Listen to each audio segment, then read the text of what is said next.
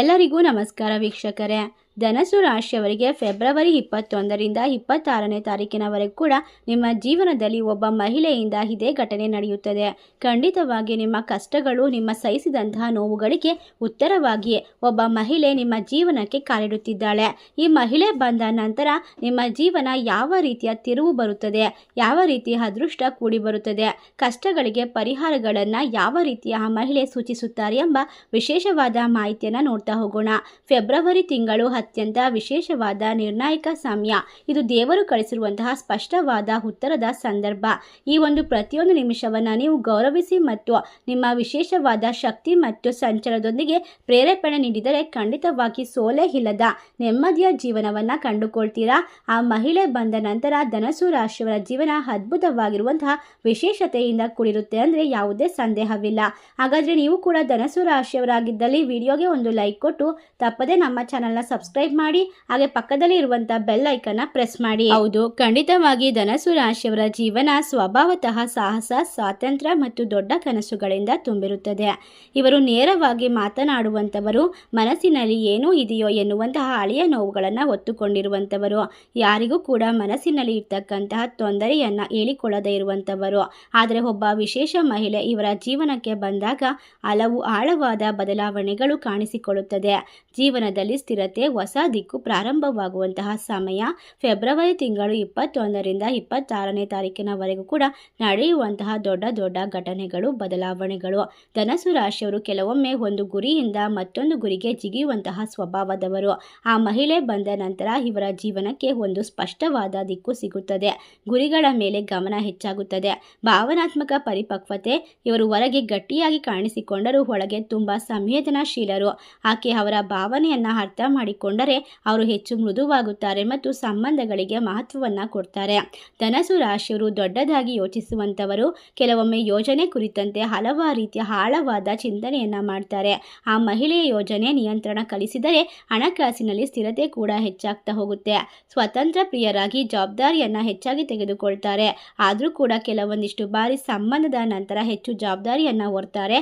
ಕುಟುಂಬ ಮತ್ತು ಭವಿಷ್ಯದ ಬಗ್ಗೆ ಗಂಭೀರವಾಗಿ ಯೋಚನೆ ಮಾಡುವಂತಹ ಮನಸ್ಥಿತಿಯನ್ನು ಹೊಂದಿರೋದ್ರಿಂದ ಖಂಡಿತವಾಗಿ ಇವರ ವಿಶೇಷವಾದ ಸ್ವಭಾವ ಇರುತ್ತೆ. ಹಾಗೆ ದೇವರ ಕೃಪೆಗೆ ಪಾತ್ರರಾಗುವಂತಹ ಸಂದರ್ಭ ಕೂಡ ಇದಾಗಿರೋದ್ರಿಂದ ಕೆಲವೊಮ್ಮೆ ಈ ಸಂಬಂಧವು ಅದೃಷ್ಟದ ತಿರುವಾಗಬಹುದು. ಕೆಲಸದಲ್ಲಿ ಹೊಸ ಅವಕಾಶಗಳು, ವಿದೇಶಿ ಸಂಪರ್ಕಗಳು ಅಥವಾ ಹೊಸ ಪ್ರಯಾಣಗಳ ಅವಕಾಶ ಕೂಡ ಸಿಗಬಹುದು. ಆ ಮಹಿಳೆ ನಿಮ್ಮ ಜೀವನಕ್ಕೆ ಸ್ಪಷ್ಟವಾದ ಸಂಗಾತಿಯಾಗಿ ಬರ್ಬೋದು, ಉತ್ತರವಾಗಿ ಬರ್ಬೋದು. ನಿಮ್ಮ ಎಲ್ಲ ತೊಂದರೆಗಳು ಕೂಡ ಈ ಸಮಯದಲ್ಲಿ ಸಮಾಪ್ತಿಯಾಗುತ್ತದೆ. ಧನಸ್ಸು ರಾಶಿಯವರ ಜೀವನದಲ್ಲಿ ಒಬ್ಬ ಮಹಿಳೆಯ ಆಗಮನವು ಕೇವಲ ಪ್ರೇಮವಲ್ಲ, ಅದು ಒಂದು ಜೀವನದ ತಿರುವಾಗಿರಬಹುದು. ಅವರು ಸ್ವಾತಂತ್ರ್ಯ ಮತ್ತು ಬದ್ಧತೆ ಎರಡನ್ನ ಸಮತೋಲನದಲ್ಲಿ ಇಟ್ಟುಕೊಂಡರೆ ಈ ಸಂಬಂಧದಿಂದ ದೊಡ್ಡ ಯಶಸ್ಸು ಮತ್ತು ಸಂತೋಷವನ್ನು ಪಡೆಯುತ್ತೀರಾ. ನೀವು ಬಯಸಿದರೆ ಖಂಡಿತವಾಗಿ ಧನಸ್ಸು ರಾಶಿಯವರ ಜೀವನದಲ್ಲಿ ಬದಲಾವಣೆ ಹೆಚ್ಚು ಸ್ಪಷ್ಟವಾಗ್ತಾ ಹೋಗುತ್ತೆ. ಗುರಿಗಳನ್ನು ಬೆನ್ನಟ್ಟಿ ಹೊರಡೋಕೆ, ಆಕರ್ಷಕವಾದ ಮಾಹಿತಿಗಳನ್ನು ಕಲೆ ಹಾಕೋದಕ್ಕೆ ಆ ಮಹಿಳೆ ಸಹಾಯವನ್ನು ಮಾಡ್ತಾ ಹೋಗ್ತಾರೆ. ಖಂಡಿತವಾಗಿ ಧನಸ್ಸು ರಾಶಿಯವರ ಜೀವನ ಬಹಳ ಸಾರಿ ಹೊರಗೆ ನೋಡಲು ಧೈರ್ಯ, ಹಾಸ್ಯ ಮತ್ತು ಆತ್ಮವಿಶ್ವಾಸದಿಂದ ತುಂಬಿರುತ್ತೆ. ಆದರೆ ಒಳಗಡೆ ಇರುವಂತಹ ಅನುಭವವಾದ ಕಷ್ಟಗಳು ಗಂಭೀರವಾಗಿರಬಹುದು. ಈಗ ನೋಡೋಣ ಇಲ್ಲಿಯವರೆಗೆ ಯಾವ ರೀತಿ ಕಷ್ಟಗಳನ್ನು ಎದುರಿಸಿದ್ದೀರೋ ಮತ್ತು ಅದಕ್ಕೆ ಯಾವ ಪರಿಹಾರಗಳನ್ನು ಆ ಮಹಿಳೆಯಿಂದ ಸಿಗೋದಕ್ಕೆ ಸಾಧ್ಯವಾಗುತ್ತೆ ಅಂತ. ಒಂದು ಕೆಲಸದಲ್ಲಿ ಹೆಚ್ಚು ಕಾಲ ಇರಲು ಕಷ್ಟವಾಗ್ತಾ ಇರುತ್ತೆ. ಗುರಿಯನ್ನು ಬದಲಾವಣೆ ಮಾಡ್ತಾ ಇರ್ತೀರಾ, ಕೆಲಸವನ್ನು ಕೂಡ ಬದಲಾವಣೆ ಮಾಡ್ತಿರ್ತೀರಾ. ನಿಮ್ಮ ಮನಸ್ಸು ಅಸ್ಥಿರವಾಗಿರುತ್ತೆ. ನೇರವಾಗಿ ಮಾತನಾಡುವ ಸ್ವಭಾವದಿಂದ ಕೆಲವರು ತಪ್ಪಾಗಿ ಅರ್ಥ ಮಾಡಿಕೊಳ್ತಾ ಹೋಗ್ತಾರೆ. ಹಾಗಾಗಿ ಸ್ನೇಹ, ಪ್ರೀತಿ ಅಥವಾ ವ್ಯಾಪಾರ ವ್ಯವಹಾರದಲ್ಲಿ ನಂಬಿಕೆಯ ಸಮಸ್ಯೆಗಳು ಬರಬಹುದು. ಹೆಚ್ಚು ಗಳಿಸುವಂತಹ ಶಕ್ತಿ ಇದ್ರೂ ಕೂಡ ಸಂಗ್ರಹಿಸುವಂತಹ ಅಭ್ಯಾಸ ಕಡಿಮೆ. ಹಾಗಾಗಿ ಹಣ ಬಂದು ಹೋಗೋದು ಹೆಚ್ಚು. ನೀವು ಸ್ವತಂತ್ರ ಪ್ರಿಯರ ಸ್ವಭಾವದಿಂದ ಕುಟುಂಬದವರ ಜೊತೆ ಭಿನ್ನಾಭಿಪ್ರಾಯಗಳು, ದೊಡ್ಡ ಕನಸುಗಳನ್ನು ಇಟ್ಟುಕೊಳ್ಳುವಂತಹ ಧನಸ್ಸು ರಾಶಿಯವರಿಗೆ ವಿಳಂಬವಾದಾಗ ಮನಸ್ಸಿನಲ್ಲಿ ನಿರಾಸೆ ಅನುಭವಿಸ್ತಾರೆ. ಒಮ್ಮೆ ನಿರ್ಧಾರ ಮಾಡಿದ ನಂತರ ಗುರಿಯನ್ನು ಕನಿಷ್ಠ 1 ರಿಂದ 2 ವರ್ಷ ಬದಲಾಯಿಸದೆ ಮುಂದುವರಿಸೋದ್ರಿಂದ ನಿಮ್ಮ ಜೀವನದಲ್ಲಿ ಯಶಸ್ಸು ಮತ್ತು ಗುರಿಯನ್ನು ತಲುಪುವಂತಹ ವಿಶೇಷವಾದ ಮಾರ್ಗವನ್ನು ಒಬ್ಬ ಮಹಿಳೆ ತಿಳಿಸಿಕೊಡ್ತಾರೆ. ಸತ್ಯ ಹೇಳುವುದರಲ್ಲಿ ಮೃದುವಾದ ಭಾವವನ್ನು ಬೆರೆಸಬೇಕಾಗುತ್ತೆ. ಸಂಬಂಧಗಳನ್ನು ಸುಧಾರಿಸಬೇಕಾಗುತ್ತೆ. ಕನಿಷ್ಠವಾಗಿ ತಿಂಗಳ ಆದಾಯದಲ್ಲಿ 20% ಉಳಿತಾಯವನ್ನು ಬೆಳೆಸ್ಕೊಳ್ಬೇಕು. ಪ್ರತಿ ಗುರುವಾರ ದೇವರ ಆರಾಧನೆ, ದಾನ ಧರ್ಮ ಮಾಡೋದು ಗುರುಗ್ರಹದ ಅನುಗ್ರಹವನ್ನು ಪಡೆದುಕೊಳ್ಳೋದಕ್ಕೆ ಸಹಾಯ ಮಾಡುತ್ತೆ. ಅದೃಷ್ಟ ತಡವಾದರೂ ಕೂಡ ತಪ್ಪದೇ ಬರುತ್ತದೆ ಎಂಬ ನಂಬಿಕೆಯನ್ನು ಇಟ್ಕೊಳ್ಬೇಕು. ನಿಮ್ಮ ಕನಸುಗಳನ್ನು ನನಸು ಮಾಡಿಕೊಳ್ಳೋದಕ್ಕೆ ಇರ್ತಕ್ಕಂಥ ಅಡೆತಡೆಗಳು, ಶತ್ರುಗಳ ಕಾಟವನ್ನು ನಿವಾರಣೆ ಮಾಡಿಕೊಳ್ಬೇಕಾಗುತ್ತೆ. ಅದಕ್ಕೆ ಸೂಕ್ತವಾದ ಪರಿಹಾರವನ್ನು ಅನುಸರಿಸಬೇಕು.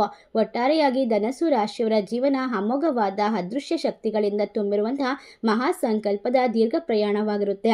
ಧನಸ್ಸು ರಾಶಿಯವರ ಕಷ್ಟಗಳು ಅವರನ್ನು ಗಟ್ಟಿಗೊಳಿಸಲು ಬಂದ ಪಾಠಗಳು. ಸಹನೆ, ನಿಯಂತ್ರಣ ಮತ್ತು ಸ್ಪಷ್ಟ ದಿಕ್ಕು ಇಟ್ಟರೆ ಖಂಡಿತವಾಗಿ ಮುಂದಿನ ವರ್ಷದಲ್ಲಿ ದೊಡ್ಡ ಜಯವು, ದೊಡ್ಡ ತಿರುವನ್ನು ಕಾಣಬಹುದು. ನಿಮ್ಮ ಕನಸಿನ ಮನೆ, ಕನಸಿನ ವಾಹನ ಅಥವಾ ಅದೃಷ್ಟದ ಜೀವನವನ್ನು ನಡೆಸಬೇಕು ಅಂತ ಹಲವಾರು ವರ್ಷಗಳಿಂದ ಕಾಯ್ತಾ ಇದ್ರೆ ಖಂಡಿತ ಈ ಸಮಯವನ್ನು ಸಂಪೂರ್ಣವಾಗಿ ಸದುಪಯೋಗ ಪಡಿಸ್ಕೊಳ್ಳಿ. ನೀವು ಬಯಸೋದಾದರೆ ಖಂಡಿತ ಈ ಸಂದರ್ಭದಲ್ಲಿ ನಿಮ್ಮ ಅದೃಷ್ಟ ನಿಮ್ಮ ಕೈ ಹಿಡಿಯುತ್ತದೆ. ಆ ಮಹಿಳೆಯ ಮೂಲಕ ಬರುವಂತಹ ಪ್ರತಿಯೊಂದು ಮಾತು ನಿಮ್ಮ ಜೀವನದ ದಿಕ್ಕನ್ನು, ಸ್ಪಷ್ಟವಾದ ದಾರಿಯನ್ನು, ಗುರಿಗಳನ್ನು ತೋರಿಸಲು ಪ್ರೇರೇಪಣೆ ಆಗ್ತಾ ಹೋಗುತ್ತೆ. ಖಂಡಿತವಾಗಿ ಧನಸ್ಸು ರಾಶಿಯವರ ಜೀವನದಲ್ಲಿ ಫೆಬ್ರವರಿ 21ರಿಂದ 26ನೇ ತಾರೀಕಿನವರೆಗೂ ಒಬ್ಬ ಹೊಸ ಮಹಿಳೆ ಪ್ರವೇಶವಾದಾಗ ಅವಳು ಕೇವಲ ಸಂಬಂಧವನ್ನೇ ಅಲ್ಲ, ಗುರಿಗಳಿಗೆ ದಿಕ್ಕು ಕೊಡುವಂತಹ ಶಕ್ತಿ ಆಗಿರಬಹುದು. ಅದು ಹೇಗೆ ಸಾಧ್ಯ ಎನ್ನುವುದನ್ನು ನೋಡೋಣ. ಧನಸ್ಸು ರಾಶಿಯವರು ದೊಡ್ಡ ಕನಸು ಕಾಣುವಂಥವರು, ಆದರೆ ಕೆಲವೊಮ್ಮೆ ಒಂದೇ ಸಮಯದಲ್ಲಿ ಹಲವಾರು ದಿಕ್ಕುಗಳಲ್ಲಿ ಓಡಾಡ್ತಾರೆ. ಆ ಮಹಿಳೆ ಪ್ರಶ್ನೆಗಳ ಮೂಲಕ ನಿನ್ನ ನಿಜವಾದ ಗುರಿ ಯಾವುದು ಎಂದು ಯೋಚಿಸಲು ಪ್ರೇರೇಪಿಸಬಹುದು. ಇದರಿಂದ ಗೊಂದಲ ಖಂಡಿತವಾಗಿ ಕಡಿಮೆ ಆಗ್ತಾ ಹೋಗುತ್ತೆ. ನಿಮ್ಮ ಕನಸುಗಳನ್ನು ಕಾಗದದ ಮೇಲೆ ಬರೆಯಲು ನೀವು ಸಮಯವನ್ನು ನಿಗದಿಪಡಿಸಿಕೊಳ್ಬೇಕು. ಖಂಡಿತವಾಗಿ ನೀವು ದಣಿದಾಗ ಮಧ್ಯೆ ಬಿಟ್ಟು ಕೊಡಲು ಯೋಚಿಸಿದಾಗ ನೀವು ಇದನ್ನು ಮಾಡಬಾರದು. ನಾನು ಎಲ್ಲ ಕೆಲಸವನ್ನು ನಿರ್ವಹಿಸ್ತೀನಿ ಅನ್ನುವಂತಹ ಆತ್ಮವಿಶ್ವಾಸ, ಧೈರ್ಯ ಮತ್ತು ಎಲ್ಲ ರೀತಿಯ ಒಂದು ವಿಶೇಷವಾದ ಶಕ್ತಿಯೊಡನೆ ಮುಂದುವರೆದರೆ ಖಂಡಿತವಾಗಿ ನಿಮ್ಮನ್ನು ಸೋಲಿಸೋಕೆ ಯಾರಿಂದ ಸಾಧ್ಯವಿಲ್ಲ. ಅತಿಯಾದ ಖರ್ಚನ್ನು ನಿಯಂತ್ರಿಸೋದನ್ನು ಕಲ್ತ್ಕೊಳ್ಬೇಕು. ದೀರ್ಘಕಾಲದ ಗುರಿಗಳನ್ನು ಸುರಕ್ಷಿತವಾಗಿ ಜೋಪಾನವಾಗಿ ಇಟ್ಕೊಳ್ಬೇಕು. ಮನಸ್ಸು ಶಾಂತವಾಗಿದ್ದಾಗ ಮಾತ್ರ ಗುರಿ ಸಾಧನೆ ಸಾಧ್ಯ. ಅವಳು ನಿಮ್ಮ ಒತ್ತಡವನ್ನು ಕಡಿಮೆ ಮಾಡಿ ಸಮತೋಲನವನ್ನು ತರಬಹುದು.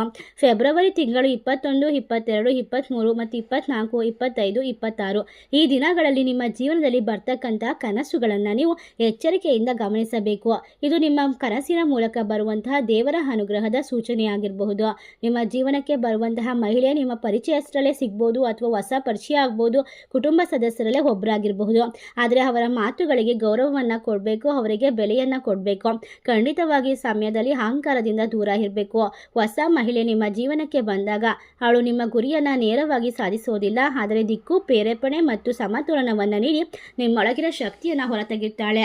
ನೀವು ಬಯಸಿದರೆ ಈ ಸಂಬಂಧ ಶಾಶ್ವತವಾಗಿರಲು ಧನಸ್ಸು ರಾಶಿಯವರು ಗುಣಗಳನ್ನು ಅತ್ಯುತ್ತಮವಾಗಿ ಬೆಳೆಸಿಕೊಳ್ಳೋದು ಮುಖ್ಯವಾಗಿರುತ್ತೆ. ಯಾವುದೇ ಕಠಿಣ ಮಾತುಗಳನ್ನು ಆಡಬಾರ್ದು. ದೇವರ ಮೇಲೆ ಕೃತಜ್ಞತೆ ಭಾವನೆಯನ್ನು ತೋರಿಸಬೇಕು. ನಿಮ್ಮ ಗುರಿಗಳನ್ನು, ನಿಮ್ಮ ಯಶಸ್ಸನ್ನು ಸಾಧಿಸಲು ಸಹಾಯ ಮಾಡಿರುವಂಥವರಿಗೆ ಧನ್ಯವಾದವನ್ನು ಅರ್ಪಿಸೋದರ ಮೂಲಕ ನಿಮ್ಮ ಜೀವನದಲ್ಲಿ ಇನ್ನಷ್ಟು ಒಳ್ಳೆಯದನ್ನು ಆಕರ್ಷಣೆ ಮಾಡಿಕೊಳ್ಳೋಕೆ ಸಾಧ್ಯವಾಗ್ತಾ ಹೋಗುತ್ತೆ. ಖಂಡಿತವಾಗಿ ಧನಸ್ಸು ರಾಶಿಯವರ ಜೀವನದಲ್ಲಿ ಬರ್ತಕ್ಕಂತಹ ಪ್ರತಿಯೊಂದು ಯಶಸ್ಸು, ಪ್ರತಿಯೊಂದು ಹಣಕಾಸಿನ ತೊಂದರೆಗಳು ಎಲ್ಲವೂ ಕೂಡ ಒಂದೊಂದು ಪಾಠದ ಮೂಲಕ ನಿಮ್ಮ ಜೀವನವನ್ನೇ ಆಳವಾದ ಅಧ್ಯಾಯವನ್ನು ಬರೆಯಲು ಹೊರಟಿರುವಂತಹ ಸುವರ್ಣ ಯುಗದ ಪ್ರಾರಂಭವಾಗಿರುತ್ತೆ. ಇದನ್ನು ಸಂತೋಷದಿಂದ ಬರಮಾಡಿಕೊಂಡು ನೆಮ್ಮದಿಯ ಜೀವನವನ್ನು ಕಂಡುಕೊಳ್ಳೋದು, ನಿಮ್ಮ ಕೈಯಲ್ಲಿರುವಂತಹ ವಿಶೇಷವಾದ ಸಮಯವನ್ನು ಅನುಭವಿಸೋದು ನಿಮ್ಮ ಜೀವನದ ದೊಡ್ಡ ಶಕ್ತಿಯಾಗಿರುತ್ತೆ. ಈ ವಿಶೇಷವಾದ ಮಾಹಿತಿ ನಿಮಗೆಲ್ಲ ಇಷ್ಟವಾಗಿದ್ದರೆ ನಿಮ್ಮ ಫ್ರೆಂಡ್ಸ್ ಆ್ಯಂಡ್ ಫ್ಯಾಮಿಲಿಗೆ ಶೇರ್ ಮಾಡಿ, ನಮ್ಮ ಚಾನಲ್ಗೆ ಸಬ್ಸ್ಕ್ರೈಬ್ ಮಾಡಿ. ಸರ್ವೇ ಜನ ಸುಖಿನೋ ಭವಂತು. ಧನ್ಯವಾದಗಳು.